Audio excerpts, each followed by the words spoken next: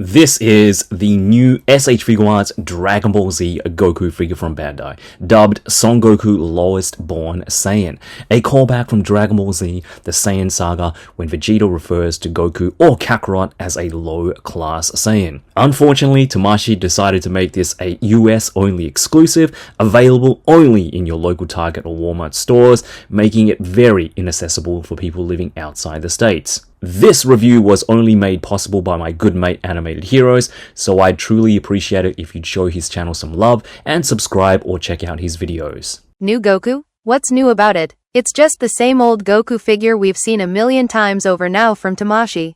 Yes, you're technically right. This is essentially the older 2.0 Goku body we've all got in our collections in some shape or form. So this isn't going to be your standard review where I go through the usual like sculpt and articulation.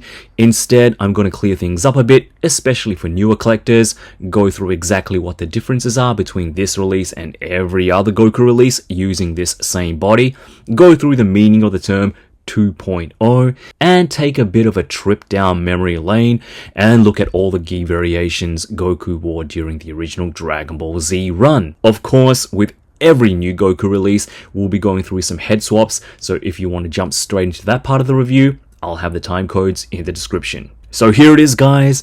S.H.FIGUARTS Dragon Ball Z Son Goku Lowest Born Saiyan. Here we go. So first up, what is a 2.0?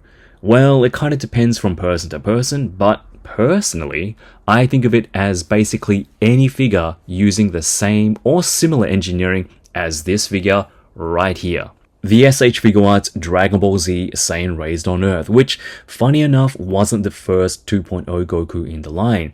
This technically is, but it's the Goku most people know and have in their collection, and are usually characterized by the two-part torso with a limited ab crunch and the somewhat messy but superior in articulation crotch area and legs. There are a few variations, including the blue Battle Damage shirt version from the Ultra Instinct Saiyan exclusives, and the shirtless Battle Damage version from the Mastered Ultra Instinct version, to name a few.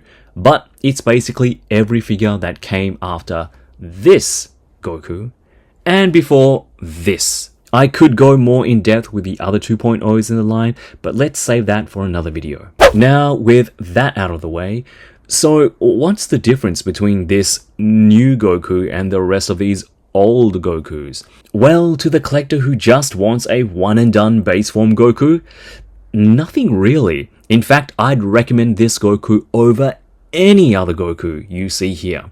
For the price and for how well it represents Goku from the source material, this is as good as it gets. But for the completionist, for the collector who enjoys the subtle details, and for all the die-hard Dragon Ball Z fans out there, you'll know that this is the gi Goku wore during the Saiyan saga, right after his training with King Kai. Yep, all those logos, belt configurations, and V-neck gis have a meaning. And yes, now we finally have every single gi outfit worn by Goku in this 2.0 body from Dragon Ball Z, not including movies. But the biggest difference, and what makes this release even more special, is the brand new head sculpts and faceplates that faithfully reproduce the art style from this specific era of Dragon Ball Z.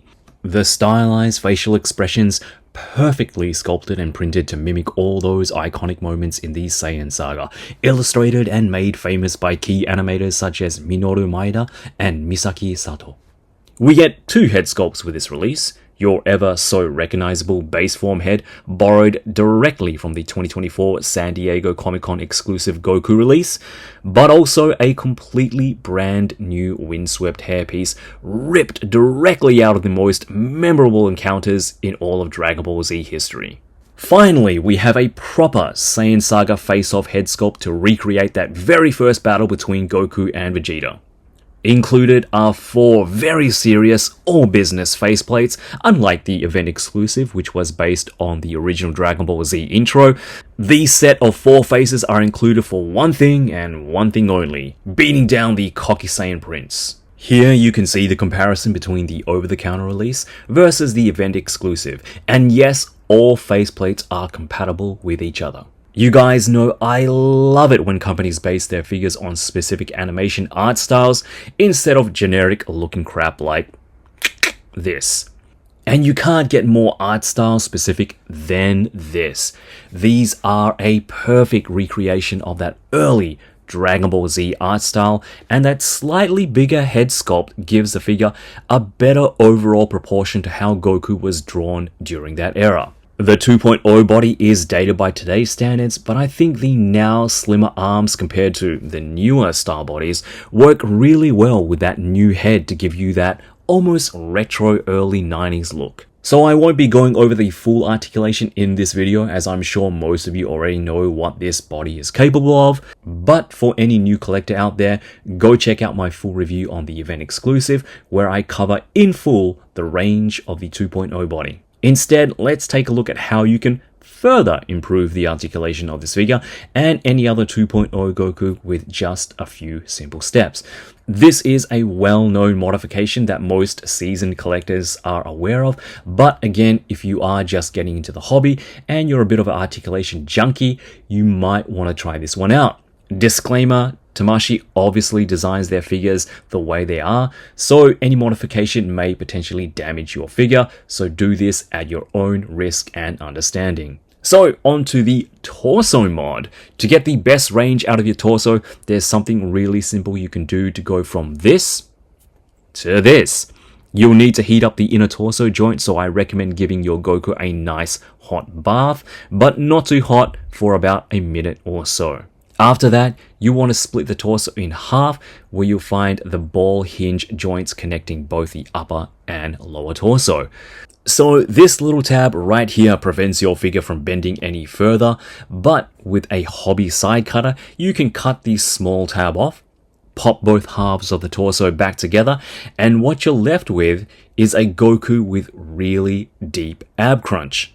Again, I'm sure the guys at Tamashii designed it this way for a reason, but if you don't mind making a few adjustments to your figures for some extra ab crunch, this might be something you want to try out. And now, for everybody's favorite part of the video, head swaps! Woo! Or I guess, body swaps.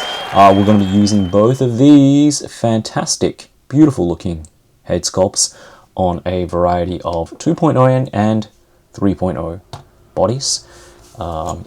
And we're going to start off with the Saiyan Rays on Earth because this head sculpt sucks and we desperately need an updated head sculpt for this body. Well, I guess, an updated figure overall when Tamashii does get around to it. Like I said, we will be getting the 4.0 or 5.0 Super Saiyan Goku very, very soon this year. But I mean, I don't know. If Tamashii can give us an updated head sculpt based on the Namek saga, the art style from the Namek saga, put it on this body, give us an updated belt. And what I mean by that is the belt is fine as it is, but if you guys remember when Goku lands on planet Namek, he attaches some senzu beans, a pouch of senzu beans on his belt. That would be a great little accessory for this. I mean, if they do decide to, I don't know, release this body again, which probably they might. This might be the last time that they do it, but if it's something that's quick and easy, if it's something that will fund future releases, and if they can do it for like $30, I honestly wouldn't mind it. So let's pop the head on this body. Skin tones, pretty good. Snaps on, pretty good. And this is what I would have liked to see when this first release. Again, art specific head sculpts, not something that's blatantly so generic that you can use it for pretty much anything. But I would have liked to see something like this. And again, just update the head sculpts, the face plates just a little bit. I mean, it's pretty close as it is, and you could definitely use this as a Namek Saga Goku, and it looks great. And since the Lowest Born release does come with 2 head sculpts, you could actually use this for this body and use this head for the body that it came with. So I like this. I think I might keep this on this body and display it like this, and have this one on the Lowest Born figure. So next up, we are going to pop it on a, let's see, full power Super Saiyan Goku, and this one, no logos. It does have the deeper V cut. It is more accurate to Cell Saga, Buu Saga Goku, and while it does look good, I do like the proportions. This is my Goku. Like, I do like the logos, but I guess I'm more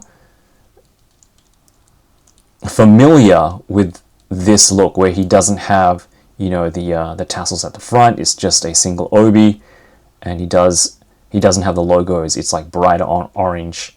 I do prefer this look, but this looks good. And again, hair looks great. Just give us sharper, more updated face plates for this type of body, and I will be happy. But I think this looks great. So moving along, let's pop that body back. Let's stand this guy up. The next body we have is from the Z Fighters. This is the Tamashii Nations exclusive. That is a fantastic figure as well. Again, it's the older 2.0 body, but the head sculpts on this guy is amazing. It is a translucent-ish kind of plastic, but it's holding up pretty good. And this doesn't look too bad either, but I guess it's really more for your Super Saiyan head. That's the head that it comes with. So if you guys don't have this figure, I highly, highly recommend it. Really good stuff. Alright, so let's move on to some battle damage. I'm going to use this head sculpt. Some battle damage bodies, and we're going to start off with the Ultra Instinct Saiyan body.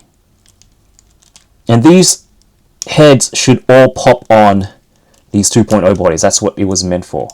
But for some reason, I always have trouble with this body. I don't know what's wrong with it. There's probably nothing wrong with it. It's just the ball joints maybe slightly tighter than the other bodies. But yeah, this doesn't look too bad. And you do see Goku, you know, all beaten up with his orange part of his gi ripped off with just the blue undershirt left. And I like that a lot. Hair blowing in the wind. Very cool stuff. We'll put on your regular head sculpt. And I think this looks really good as well. And again, like, this slightly larger head really works well, I think, with the 2.0 body. Because now, when you compare it to, like, this guy, the 3.0, it's so much slimmer. But we'll take a look at this one a little bit later on. Alright. Next up,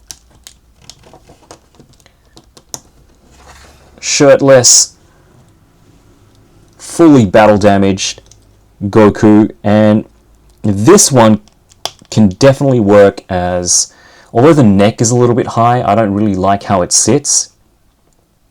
Yeah, that sits really high. I don't know why that sits really high.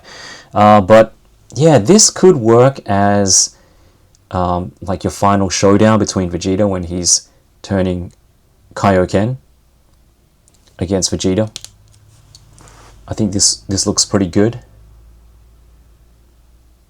But I have a feeling that the 3.0 will look a little better because Goku does kind of like bulk up in that final showdown with Vegeta. Let's see if I can get it to, there we go, clicking. And again, yeah, it does sit a little bit high. Last but not least, we have the legendary Super Saiyan Goku body, which is, I guess, technically a 3.0, or what people call 3.0. And the neck here is a little bit too thick for the head to actually fit properly. The ball peg here is also a little bit bigger, so it's not going to snap on, but it does sit on nicely. If you move it, it will probably fall off, but I think this is a fantastic look. Especially if you're going for that final showdown, Kaioken, Goku versus Vegeta. You know, he's bulkier, he's beefier. You know, that's the way that he was drawn in the manga and the anime. So, yeah, I mean, for any customizers out there, you could definitely give this, you know, a kind of like pinkish reddish paint job. And I think this would look fantastic. Here it is with the windswept hair. Again, the neck is too thick for it to kind of stay on properly, but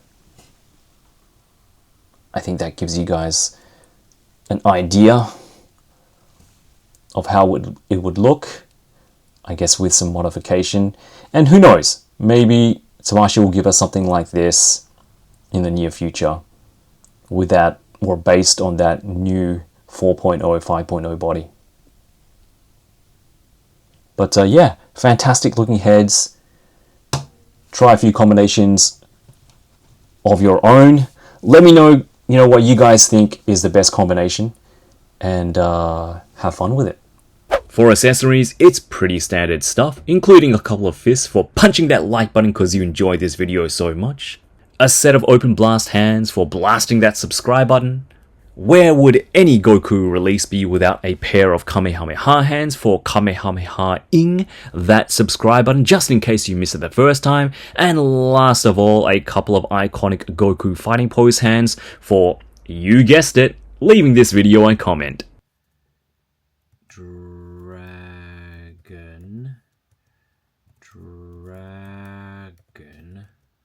rock the dragon.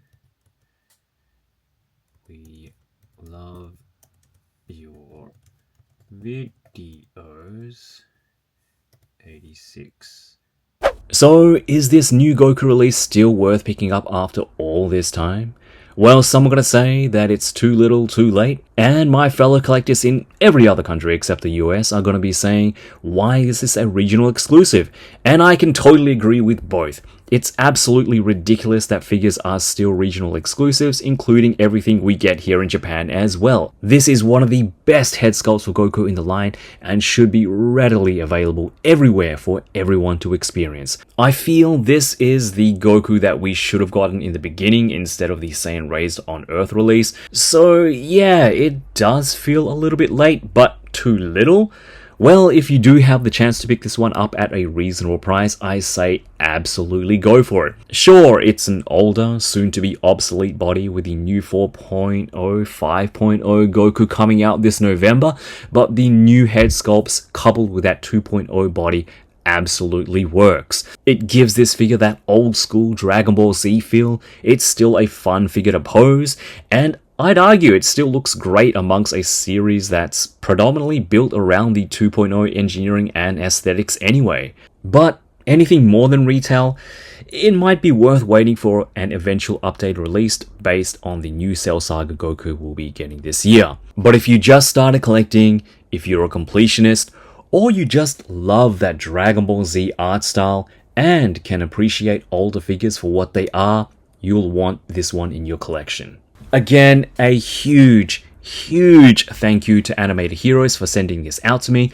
This review wouldn't be possible without him, so make sure you show your appreciation and support by checking out his channel. I'll have his details in the description. But more to look forward to in this month, including the S.H.FIGUARTS Daima Vegeta adult version, and a whole lot more, so I'll see you all for the next one. Yoroshiku!